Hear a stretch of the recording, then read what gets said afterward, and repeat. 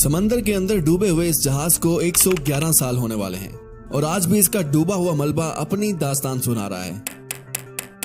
ये बात है 10 अप्रैल 1912 की, जिस दिन अपने जमाने का सबसे बड़ा जहाज आरएमएस टाइटैनिक अपने पहले सफर के लिए निकलने वाला था। ये जहाज साउथहैम्पटन इंग्लैंड से न्यूयॉर्क की तरफ जा रहा था। इसके अंदर हर तरह के लोग मौजूद होते हैं। बड़े बड़े बिजनेसमैन और एक्टर से लेकर थर्ड क्लास तक सभी लोग अमेरिका जा रहे होते हैं एक बेहतरीन जिंदगी को ढूंढने के लिए। इन सभी को मिलाकर इसके अंदर 2240 पैसेंजर मौजूद होते हैं। इस जहाज की कमांड संभालते हैं 62 साल senior captain Edward John Smith. उस वक्त पैसेंजर्स में, पब्लिक में और मीडिया में बहुत ज्यादा एक्साइटमेंट थी इस जहाज को लेकर, क्योंकि ये शिप उस वक्त दुनिया की सबसे बड़ी और पावरफुल शिप थी। ये शिप लगभग राइट टू लेफ्ट 882 फीट और 173 फीट से भी ज्यादा ऊंची थी।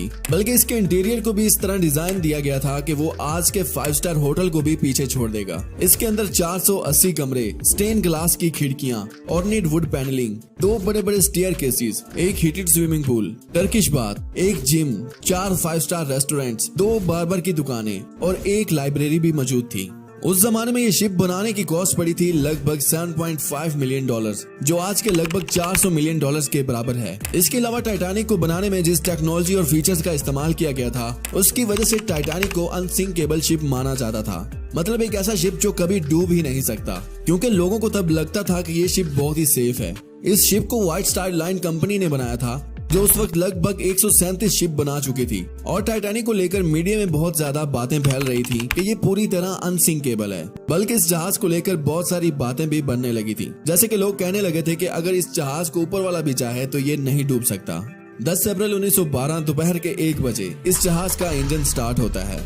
जहाज पर सभी पैसेंजर्स अपने रिश्तेदारों को और अपनी फैमिली को आखिरी दफा अलविदा कहते हैं। अपने सफर के 2 दिन बाद ही एक दूसरा जहाज जो टाइटैनिक से थोड़ा आगे होता है, वो एक रेडियो सिग्नल भेजता है और टाइटैनिक को पहली आइस वार्निंग देता है, जिसमें इनको बताया जाता है कि समंदर में बहुत सारी आइस तैर रही है, जरा ध्यान से आगे बढ़ना। इन वार्निंग को रिसीव करने के बाद टाइटैनिक खतरे से बचने के लिए 2 दफा अपनी डायरेक्शन चेंज करता है, लेकिन वो अपनी स्पीड फिर भी कम नहीं करता। ये जहाज 2 दिनों तक 40 किलोमीटर पर आवर की स्पीड से अपनी मंजिल की तरफ बढ़ता जाता है और इन्हीं 2 दिन के अंदर अंदर टाइटैनिक को मजीद 7 आइस वार्निंग और मिल जाती हैं। मगर कैप्टन स्मिथ और उनका स्टाफ इन वार्निंग को इग्नोर कर देता है और स्पीड कम करने की बजाय और तेज कर देते हैं। धीरे धीरे सूरज की रोशनी कम होती जाती है और फिर रात हो जाती है। टेम्परेचर भी काफी गिर जाता है। 14 अप्रैल की रात के बारे में खास बात ये कही जाती है कि इस रात को चांद नहीं निकला था। बिना चांद के पूरे समंदर में कहीं भी रोशनी नहीं थी। इस वजह से दूर दूर तक कुछ भी दिखाई नहीं दे पा रहा था, लेकिन उसके बावजूद भी टाइटैनिक अपनी पूरी ताकत से सफर कर रहा था।